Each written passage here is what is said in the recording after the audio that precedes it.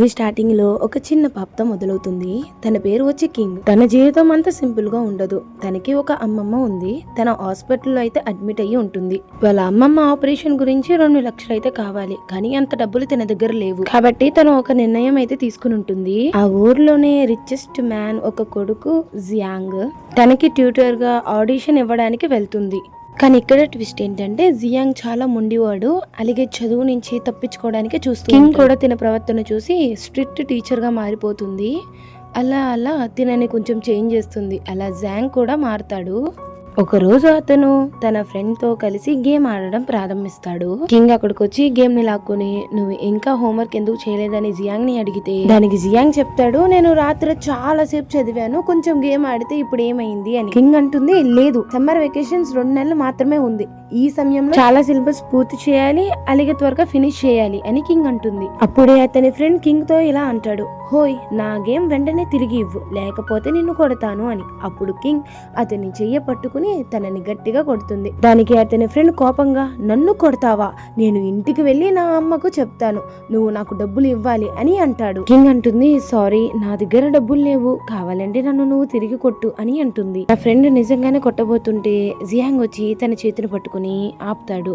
Jiang కోపంగా చెప్తాడు, king నా టీచర్, ఆమెపై చేయలేపుతావా, అలాగే తన మీద అరుస్తావా, తనని డబ్బులు అడుగుతావా, ఇంకా నీ ఫ్యామిలీకి నా ఫ్యామిలీకి ఉన్న బిజినెస్ మొత్తం అన్ని కట్ చేపిచ్చేస్తా నేను అని జియాంగ్ అంటాడు. అతని ఫ్రెండ్, సారీ, నేను జోక్ చేశాను, నాకు డబ్బులేమో వద్దు అని అంటాడు. కింగ్ ఏడుస్తుంది. అలాగే తను చెప్తుంది, నా అమ్మమ్మ ఇంకా హాస్పిటల్లోనే ఉంది, నా దగ్గర డబ్బులు లేవు, నీ ఫ్రెండ్ గురించి ఇంకా కష్టపడాలనుకుంటే నేను తనకి డబ్బులు ఇవ్వాలి కదా అని అంటే అప్పుడు జియాంగ్, నువ్వు టెన్షన్ పడద్దు, అతను నీ దగ్గర ఏం డబ్బులు తీసుకోడు, అలాగే అడగడు, నేను ఉన్నాను కదా అని అంటాడు. నెక్స్ట్ డే జియాంగ్ వాళ్ళ మదర్ తో కింగ్ మాట్లాడుతుంది. జియాంగ్ తన సిలబస్ అన్నిటిని పూర్తి చేశాడు అని చెప్తుంది. అప్పుడు జియాంగ్ వాళ్ళ అమ్మ, థ్యాంక్స్ మా, నీ వల్ల తన చదివాడు, నీకేం కావాలో చెప్పు, ఇస్తాను అని అంటుంది. అప్పుడు కింగ్, నేను హాస్పిటల్కి వెళ్ళి నేను నా అమ్మమ్మని చూడాలి అని అంటుంది. నెక్స్ట్ సీన్ లో హాస్పిటల్లో చెప్తారు కింగ్ తో, మీ అమ్మమ్మకి కానీ ఆపరేషన్ అవ్వకపోతే తను 3 నెలల్లో కూడా బతకలేదు అని చెప్పి. ఇంకా కింగ్ ఏడుస్తూ అంటుంది, నేను ఎలాగైనా సరే నా అమ్మమ్మ కోసం డబ్బులు సంపాదిస్తాను. అప్పుడే జియాంగ్ వాళ్ళ మదర్ వచ్చి, నేను నీకు ఒక ఆఫర్ ఇస్తాను, ఏంటంటే నువ్వు నా కొడుక్కి సమ్మర్ వెకేషన్స్ లో కానీ చదువు, నేను నీకు ఈ 2 లక్షలు ఇస్తున్నాను, ఈ 2 లక్షలు నీకు ఫీజు అనుకో, నువ్వు నా కొడుక్కి చదువు చెప్పాలి, సరేనా అంటే అప్పుడు కింగ్ అయితే ఒప్పుకుంటుంది. ఇంకా నెక్స్ట్ అయితే వాళ్ళ అమ్మమ్మకి ఆపరేషన్ అయితే అయిపోతుంది. కింగ్ అంటుంది, నువ్వు ఇంకా డిశ్చార్జ్ అయిపోతావు కదా అమ్మమ్మ అని. ఇప్పుడు వాళ్ళ అమ్మమ్మ అంటుంది, ఫ్యామిలీ వాళ్ళు నీతో ఎవరైనా తప్పుగా ప్రవర్తించారా అని అడిగితే అప్పుడు కింగ్ నవ్వుతూ చెప్తుంది, లేదమ్మమ్మ, అక్కడ అందరూ చాలా మంచి వాళ్ళు, నన్ను బాగా చూసుకున్నారు, అలాగే జియాంగ్ కూడా చాలా బాగా చదువుతున్నాడు అని చెప్తే అప్పుడు వాళ్ళ అమ్మమ్మ, ఒక విషయం మాత్రం గుర్తుంచుకో, నీ చదువు ఎప్పటికీ వదులుకోవద్దు, మనలాంటి గ్రామం వాళ్ళకి చదువు ఒకటే మార్గం అని అంటే అప్పుడు కింగ్ ధైర్యంగా అంటుంది, అవునమ్మమ్మ, నేను బాగా చదువుకుని భవిష్యత్తులో ఒక మంచి స్థాయికి ఎదుగుతాను, అప్పుడు మనం డబ్బుల గురించి ఎటువంటి టెన్షన్ పడక్కర్లేదు అని అంటుంది. ఇంక ఇక్కడ జియాంగ్ అయితే కింగ్ గురించి టెన్షన్ పడుతూ ఉంటాడు, ఏంటి ఇంకా కింగ్ రాలేదు అని చెప్పి. అప్పుడు వాళ్ళ అమ్మ అంటుంది, తన అమ్మమ్మని చూస్తానికి తను వెళ్ళింది, తను త్వరగానే వస్తుంది, ఆగు అని. కింగ్ అక్కడికి రాగానే జియాంగ్ అయితే, నువ్వు వచ్చావా, నేను నీ గురించి ఆలోచిస్తున్నాను, ఇంకా నువ్వు తిరిగి రాలేదేంటి అని.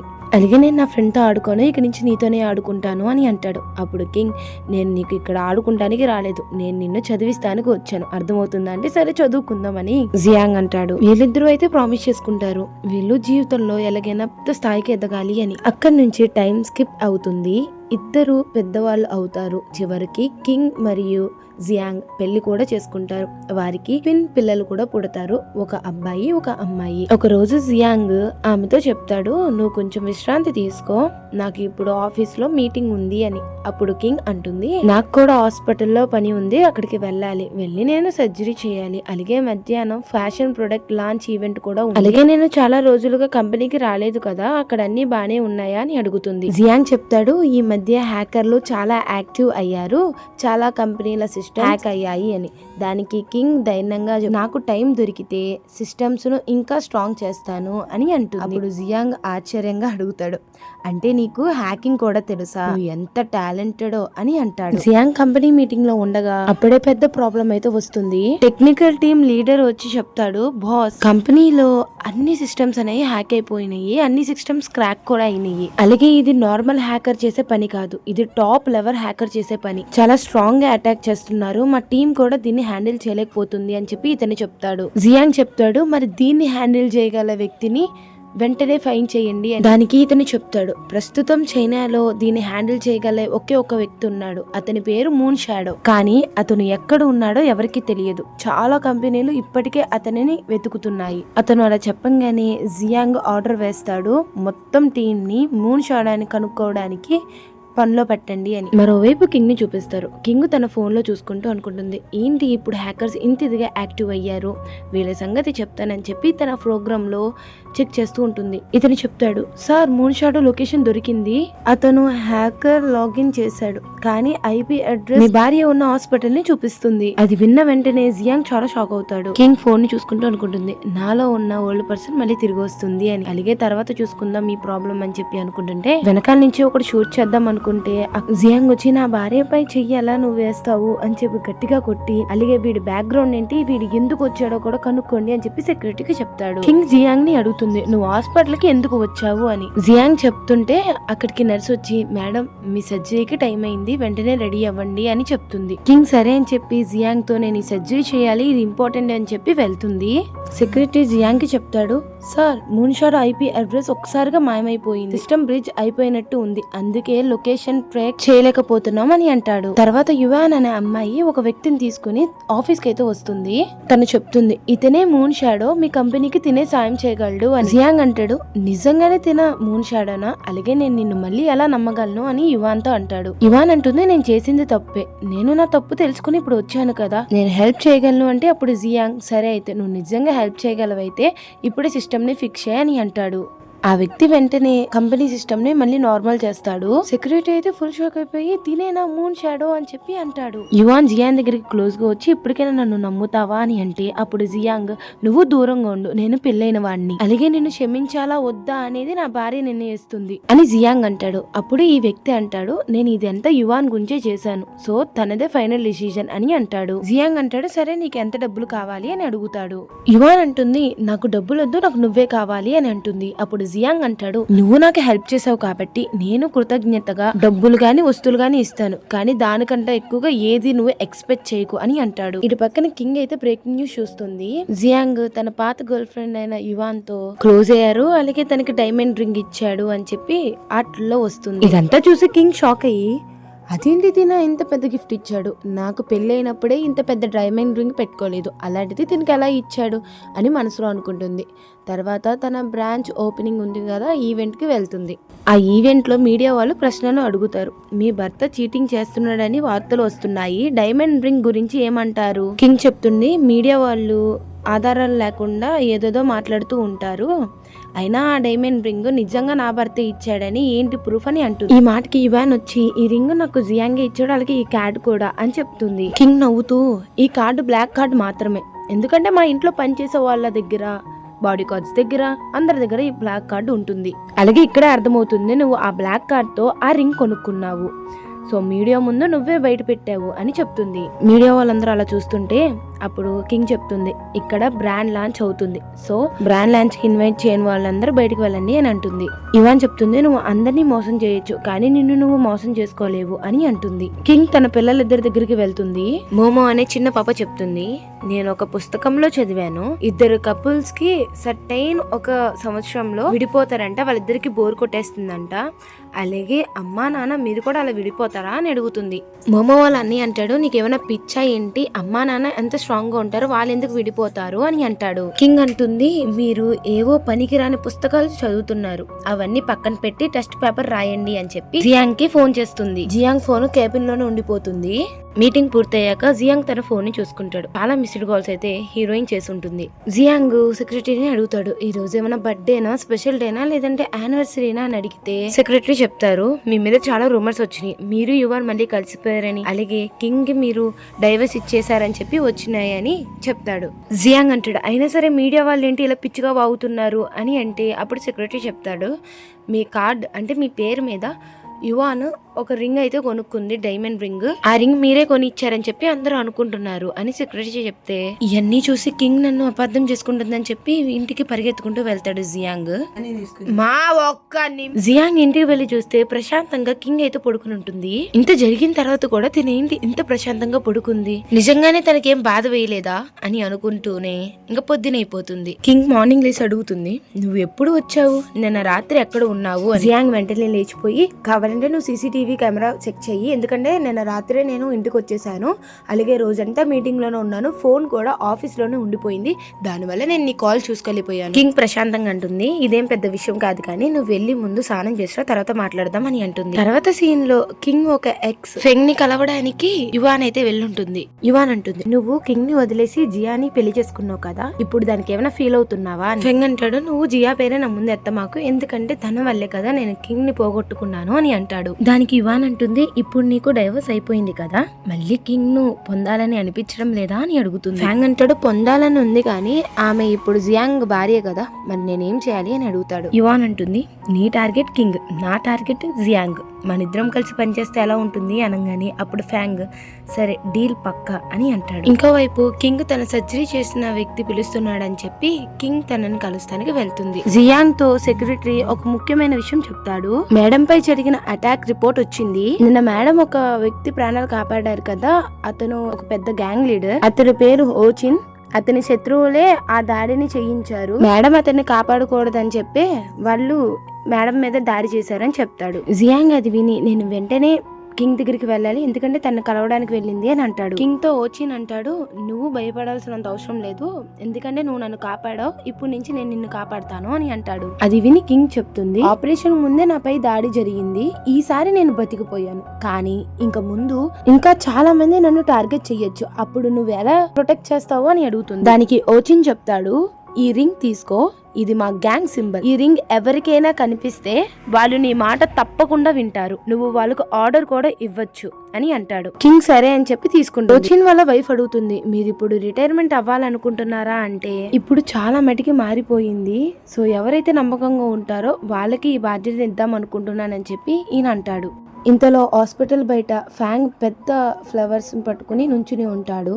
కింగ్ బయటికి వచ్చి కోపంగా అడుగుతుంది, ఇదేంటి డ్రామా, అయినా బ్యానర్ మీద ఏంటి అర్థం లేని మాటలు రాసావు, అలాగే మొదటి ప్రేమ అంటావేంటి, మన మధ్య ఎప్పుడు అలాంటి రిలేషన్ ఉంది అని అడుగుతుంది. ఫ్యాంగ్ అంటాడు, ఫస్ట్ లో నేను నీకు ఫియాన్సీని కదా, మధ్యలో జియా రావడం వల్ల నిన్ను నేను వదిలేశాను, తన రాకపోయి ఉంటే ఈ పాటికి మన ఇద్దరు హ్యాపీగా ఉండేవాళ్ళం, నేను జియాని వదిలేశాను, మరి నువ్వు ఎప్పుడు జియాంగ్ ని వదిలేస్తావా అని అడుగుతాడు. కింగ్ ఫ్యాంగ్ ని తోసేసి, నేను జియాంగ్ ఎప్పటికీ విడిపోము, ఇక్కడి నుంచి వెళ్ళిపో అని అంటుంది. అక్కడికి జియాంగ్ వచ్చుంటాడు. ఫ్యాంగ్ అంటాడు, నీకు అర్థం కావట్లేదు, జియాంగ్ నిన్ను మోసం చేస్తున్నాడు, తనకి నువ్వంటే బోర్ కొట్టేసావు కాబట్టే తన మాజీ ప్రియురాలి దగ్గరికి వెళ్ళిపోయాడు, అలాగే నిన్ను రేపొద్దున ఇంటి నుంచి కూడా బయటికి గింటేస్తాడని చెప్తుంటే అక్కడికి జియాంగ్ వచ్చి ఫ్యాంగ్ ని గట్టికి కొడతాడు. నేను కన్ఫర్మ్ గా మళ్ళీ బ్యాక్ వస్తాను, మీ అంతు తేలుస్తానని చెప్పి ఈ ఫ్యాంగ్ అక్కడి నుంచి వెళ్తాడు. జియాంగ్ కింగ్ తో అంటాడు, నిన్ను నువ్వు కాపాడిన వ్యక్తి ఎవరో తెలుసా, తన పెద్ద గ్యాంగ్ లీడర్ అని చెప్తే కింగ్ ప్రశాంతంగా అవును నాకు తెలుసు అంటుంది. అప్పుడు జియాంగ్ నీకు తెలిసినా సరే అతన్ని ఎందుకు కాపాడావు అని అడుగుతాడు. అప్పుడు కింగ్ చెప్తుంది, నేను ఒక డాక్టర్ని, పేషెంట్ ప్రాణాలు కాపాడడమే నా పని, అదే కాకుండా వాళ్ళే నన్ను వెతుక్కుంటూ వచ్చారు, అంటే నేను అప్పటికి వాళ్ళ టార్గెట్ అయ్యాను అని అంటుంది. అప్పుడు జియాంగ్ నువ్వు నీ గురించి జాగ్రత్తగా ఉండాలి అనేదే నా కోరిక అని అంటాడు. కింగ్ చెప్తుంది, నాకు ఇవన్నీ అలవాటే, నాకు ఇవన్నీ ఫేస్ చేయడం అలవాటే అని చెప్తుంది. నెక్స్ట్ సీన్ లో జియాంగ్ వాళ్ళ తాతయ్య బర్త్డే సీన్ ని చూపిస్తారు. కింగ్ జియాంగ్ తో అంటుంది, ఈ రోజు నేను నీకు ఒక పెద్ద సర్ప్రైజ్ ఇవ్వబోతున్నాను అని. అప్పుడు జియాంగ్ అంటాడు, ఏ సర్ప్రైజ్ అని. కింగ్ అంటుంది, కొంచెం వెయిట్ చెయ్యి, కొద్దిసేపట్లో నీకే తెలుస్తుంది అని అంటుంది. అంతలో యువాన్ కూడా తాతయ్యకి గిఫ్ట్ ని పార్టీకి తీసుకొచ్చి ఉంటుంది. అక్కడ ఉన్న వాళ్ళు మాట్లాడుకుంటూ ఉంటారు. ఈ రోజు హ్యాకర్ మూన్ షాడో కూడా వస్తాడంట, అతను యువాన్ ని చాలా అడ్మిట్ చేస్తాడని విన్నాం అని అంటారు. అప్పుడు యువాన్ గర్వంగా చెప్పుకుంటుంది, అవును నేను ఈ రోజు మూన్ షాడోని ఇన్వైట్ చేశాను, టెన్షన్ పడాల్సిన అవసరం లేదు, అతను ఇంకెవరో కంపెనీలో కాదు జియాంగ్ కంపెనీలోనే ఉంటాడు అని చెప్తుంది. అప్పుడు కింగ్ కూతురు నేరుగా యువాన్ ని అడుగుతుంది, ఏం చెప్పాలనుకుంటున్నావో సూటిగా చెప్పు, నా డాడ్ పక్కనే ఎందుకు నిలబడ్డావు, ఆయన మిస్ట్రెస్ అవ్వాలనుకుంటున్నావా అని అంటుంది. అది విని తన అన్న వెంటనే చెప్తాడు, మన అమ్మ అంత బ్యూటిఫుల్ గా ఉన్నప్పుడు వేరే అమ్మాయిని నాన్న ఎందుకు చూస్తాడు అని చెప్తాడు. అక్కడున్న వాళ్ళు చాలా ఆశ్చర్యంగా చూస్తారు. అక్కడున్న వాళ్ళు ఒకళ్ళు అడుగుతారు, పిల్లలు ఇలా మాట్లాడుతున్నారు, మీరు ఏమి చెప్పరా అని. కింగ్ నవ్వుతూ చెప్తుంది, పిల్లలు చూసింది వినిందే మాట్లాడతారు, అందులో ఏం తప్పు లేదు, మీరు మీ పని చూసుకోండి అని అంటుంది. అంతలో అక్కడికి ఒక ఆయన తన మూన్ షాడో అని చెప్పుకుని ఉంటాడు కదా, ఆయన అక్కడికి వస్తాడు. గ్రాండ్ పా చెప్తాడు, మీరు వచ్చినందుకు చాలా సంతోషం అని అంటాడు. ఈ రోజు నేను ఇక్కడికి ఒక క్లారిటీ ఇవ్వడానికి వచ్చాను, చాలా కంపెనీలు నన్ను జాయిన్ అవ్వమన్నాయి అని అంటాడు. అక్కడున్న వాళ్ళు వెంటనే అంటారు, మా కంపెనీలో జాయిన్ అవ్వండి, డైరెక్ట్ మీకు పేరు ఇస్తాము అని. ఆ వ్యక్తి నవ్వుతూ చెప్తాడు, నాకు డబ్బులు కొరత అయితే లేదు, నాకు ఒక చిన్న కోరిక మాత్రమే ఉంది. జియాంగ్ అడుగుతాడు, సరే మీ కోరిక ఏమిటి అని. నా డిమాండ్ చాలా సింపుల్, మిస్సెస్ కింగ్ తన భర్త జియాంగ్ ని యువాన్ కి ఇచ్చేయాలి అని ఆ వ్యక్తి అంటాడు.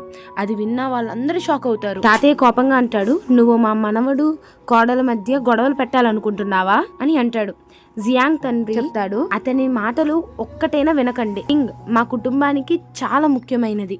జియాంగ్ వాళ్ళ అమ్మ చెప్తుంది, కంపెనీ ఉండకపోయినా పర్లేదు కానీ కింగ్ లేకుండా మేము ఉండలేం.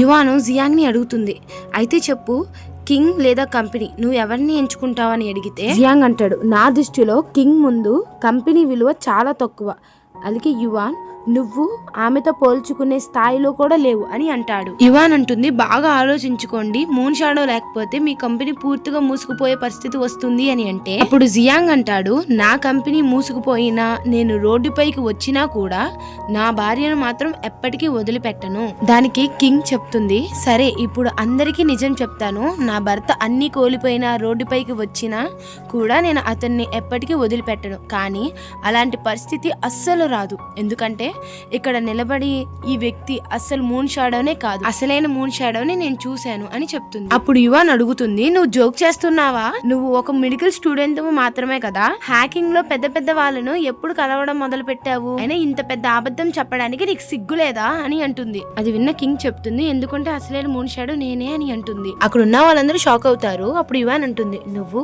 బిజినెస్ మీద అలాగే డిజైన్స్ మీద మంచి పని చేస్తావు, కానీ నువ్వు హ్యాకర్ అని నేను నమ్మను అంటుంది. కింగ్ చెప్తుంది, నేను మెడిసిన్ డిజైన్ రెండిట్లోనే మంచి అయినా హ్యాకింగ్ లో మాత్రం పూర్తిగా వేరే లెవెల్, చిన్నప్పటి నుంచి నాకు కంప్యూటర్ పై ఆసక్తి ఎక్కువ, అందుకే ఈ స్థాయికి చేరుకున్నాను అని అంటుంది. జియాంగ్ అడుగుతాడు, నువ్వు నిజంగానే మూన్ షాడోనా, ఇదేనా నీ సర్ప్రైజ్ అని నవ్వుతూ అడుగుతాడు. యువాన్ అంటుంది, నిజం చెప్పు, అబద్ధాలు ఆడకు అని అంటే ఈ వ్యక్తి అంటాడు, నాకు కోపం తెప్పిస్తున్నారు మీరు, తర్వాత ఫలితం చాలా దారుణంగా ఉంటుంది అని. కింగ్ అంటుంది, ఇదంతా జరిగిన తర్వాత కూడా మీరు నిజం తెలుసుకోలేకపోతున్నారా. ఆ వ్యక్తి అంటాడు, ఇప్పుడు నన్ను ఫేక్ అంటున్నావా, నీ దగ్గర ఏమైనా ప్రూఫ్స్ ఉన్నాయా అని అంటాడు. కింగ్ సమాధానం ఇస్తుంది, నా దగ్గర ప్రూఫ్ ఉంది, కానీ ముందు నువ్వే చెప్పు, నువ్వే మూన్ షాడో అని నిరూపించే సాక్ష్యం నీ దగ్గర ఉందా కింగ్ అడిగితే అప్పుడు యువాన్ చెప్తుంది, మీ కంపెనీ హ్యాక్ అయితే అప్పుడు తీసింది సిస్టమ్ లో తినే కాబట్టి మూన్ షాడో అని దానికి కింగ్ అంటుంది, అవును, ఎందుకంటే ఆ అటాక్ కూడా ఇతనే చేశాడు, తనే తయారు చేసిన వైరస్ కాబట్టి దాన్ని సాల్వ్ చేయడం కూడా అతనికి సులభమే అని అంటుంది. అప్పుడు యువాన్ అంటుంది, మాటలు చెప్తే సరిపోదు, ప్రూఫ్ చూపించు అంటుంది. అప్పుడు కింగ్ అంటుంది, అందరికీ తెలుసు కదా మూన్ షాడోకి తన సొంత హ్యాకర్ హోమ్ పేజ్ ఉంటుందని, ఇప్పుడు అది లాగిన్ అయితే ఎవరు నిజమో ఎవరు అబద్ధమో తెలిసిపోతుంది కదా అని అంటే ఇంకా అక్కడికి ల్యాప్టాప్ అయితే తీసుకొస్తారు. కింగ్ ఆ ల్యాప్టాప్ లో ఉన్న లాగిన్ అవ్వంగానే తన ఫేస్ డీటెయిల్స్ వల్ల లాగిన్ అయిపోతుంది. ఇంకా అక్కడ ఉన్న వాళ్ళందరూ హ్యాపీగా అయితే ఫీల్ అవుతారు, రియల్ మూన్ షాడో హీరోయిన్ అని చెప్పి. ఆ వ్యక్తి అంటాడు, నన్ను ఎందుకు పట్టుకున్నారు, నన్ను వదలండి అని. అప్పుడు కింగ్ చెప్తుంది, ఈ వ్యక్తి అసలు పేరు సాంగ్, ఇతను ఒక హ్యాకర్, ఇతన్ని యువానే డబ్బులు ఇచ్చి ఇక్కడికి తెప్పించింది, అలాగే ఫస్ట్ ఫూ కంపెనీని టార్గెట్ చేయించింది, తర్వాత తినని మూన్ షాడో లాగా నటించమని ఇదంతా చేసింది నా భర్తని తిన వశం చేసుకుందామని, కావాలంటే ఆధారాలు ఫోటోలు అని నా దగ్గర ఉన్నాయి, ఆడియోస్ కూడా ఉన్నాయి అని అంటే ఈ వ్యక్తి అంటాడు, దీనికి నాకు ఎటువంటి సంబంధం లేదు, ఎందుకంటే ఇదంతా యువానే నన్ను చేపించింది అని అంటాడు. అక్కడ ఉన్న వాళ్ళందరూ కోపంగా చెప్తారు, ఇంకా యువన్ చాలా హద్దు మీరిపోయింది, ఇంకా వాళ్ళ కంపెనీతో ఎవరు సహకారం చెయ్యరు అలాగే వాళ్ళ కంపెనీ మూసుకుపోతేనే వాళ్ళకి అర్థమవుతుంది అని అక్కడ ఉన్న వాళ్ళందరూ మాట్లాడుకుంటారు. యువాన్ అంటుంది, నేను చేసిందే తప్పే, కానీ ఇదంతా నీకోసమే చేశాను, నేను నిన్ను లవ్ చేస్తున్నాను కాబట్టి అని అంటుంది. జియాంగ్ అంటారు, మీలాంటి వాళ్ళతో మాట్లాడిన వేస్టే, వీళ్ళందరినీ అరెస్ట్ చేయండి అని చెప్పేసి అంటాడు. ఫ్యామిలీ అందరూ గ్యాదర్ అయి కూర్చుని వాళ్ళైతే కింగ్ జియాన్ కి దొరికినందుకు చాలా సంతోషపడుతూ ఉంటారని చెప్పి వాళ్ళు అనుకుని మురిసిపోతూ ఉంటారు. జియాంగ్ అంటాడు, నేను ఎంత చదివానా అని కాదు, మేమిద్దరం పర్ఫెక్ట్ మ్యాచ్ అసలా అని చెప్పి తిన మురిసిపోతాడు. అప్పుడు వాళ్ళ పిల్లోడు అంటాడు, డాడీ మీరు ఎప్పుడు అమ్మని హగ్ చేసుకునే ఉంటారా అని అంటాడు. గ్రాండ్ పా అంటాడు, మీ ఇద్దరికి ఇంత ప్రేమ ఉంది కదా, మీ ఇద్దరు ఎందుకు మూడో బిడ్డను కనకూడదు అని అంటాడు. దానికి కింగ్ చెప్తుంది, నాకు ఇంకా పిల్లలు అవసరం లేదు అని. అప్పుడు జియాంగ్ వాళ్ళ అమ్మ అంటుంది, కింగ్ కి ట్విన్స్ పుట్టినప్పుడు జియాంగ్ ఎంత ఏడ్చారో మర్చిపోయారా? లాస్ట్ లో చూపిస్తారు. కింగ్ డెలివరీ అయిన తర్వాత జియాంగ్ అంటాడు, నువ్వు చాలా బాధపడుతున్నావు కదా, చాలా బలహీనంగా ఉన్నావు నువ్వు అని అంటే కింగ్ అంటుంది, ఇదంతా సహజమే అని అంటుంది. లేదు, నాకు ఇంకా పిల్లలు అవసరం లేదు, నువ్వు ఇంకా పిల్లల్ని కానొద్దు అని అంటాడు. కింగ్ అంటుంది, సరే వద్దంటే వద్దు, కానీ ఎందుకు నువ్వు అంతలాగా ఏడుస్తున్నావు అని చెప్తుంది. ప్రెజెంట్ లో చూపిస్తారు. ఈయన అంటారు, సరే నాకు ఇద్దరు ఉన్నారు కదా, చాలే, వీళ్ళిద్దరితో ఎంజాయ్ చేస్తాను అని చెప్పి ఆయన అంటాడు. యువాన్ని చూపిస్తారు. తను అనుకుంటుంది, నా ఫ్యామిలీలో సగం డబ్బులు పోయాయి, అలాగే ఎన్నో ఫండ్స్ కూడా పోయాయి, నాశనం అయిపోయింది. సో నా జీవితాన్ని ఇలా పాడు చేసిన దాన్ని ప్రశాంతంగా బ్రతకనివ్వను అని అనుకుంటుంది. ఇటు పక్కన కిండర్ గార్డెన్ మ్యామ్ అయితే కింగ్ కి ఫోన్ చేసి, ఇలా మేము ఒక పార్టీ అరేంజ్ చేసాము, సో పిల్లల కోసం మీరు వెంటనే రాగలరా అని అంటే, ఏంటి ఇంత అర్జెంటుగా చెప్తున్నారంటే, లేదు ముందే చెప్దాం అనుకున్నాను, కానీ కొంచెం బిజీగా ఉండి చెప్పలేదు మేడం, మీరు రాగలరా అని చెప్పి కిండర్ గార్డెన్ మేడం అంటుంది. సరే నేను వస్తాను అని చెప్పి కింగ్ అంటుంది. సరే మీకు అడ్రస్ పంపిస్తాను, మీరు అక్కడికి రండి అని ఆమె అంటుంది. సరే అని కింగ్ అంటుంది. కాల్ కట్టిన తర్వాత కిండర్ గార్డెన్ మేడం యువాన్ని అడుగుతున్నాను, నన్ను ఇంకా వదిలేసి నువ్వు చెప్పినట్టే చెప్పాను కదా అని. అప్పుడు యువాన్ అంటుంది, ఎందుకు అంత తొందర, కింగ్ వచ్చింగానే మీ ఇద్దరిని కలిపే పంపిస్తాలే అని అంటుంది. కింగ్ వచ్చింగానే ఇంకా ఆ మనుషులతో వెళ్తుంది యువాన్ తన దగ్గరికి. ఈ కిండర్ గార్డెన్ మేడం చెప్తుంది, మేడం ఐఎమ్ సో సారీ, వీళ్ళు నన్ను కిడ్నాప్ చేశారు, మీకు ఇలా చెప్పమన్నారు కాబట్టి చెప్పాను, అలాగే పిల్లలైతే సేఫ్ గానే ఉన్నారు స్కూల్లో అని చెప్తుంది.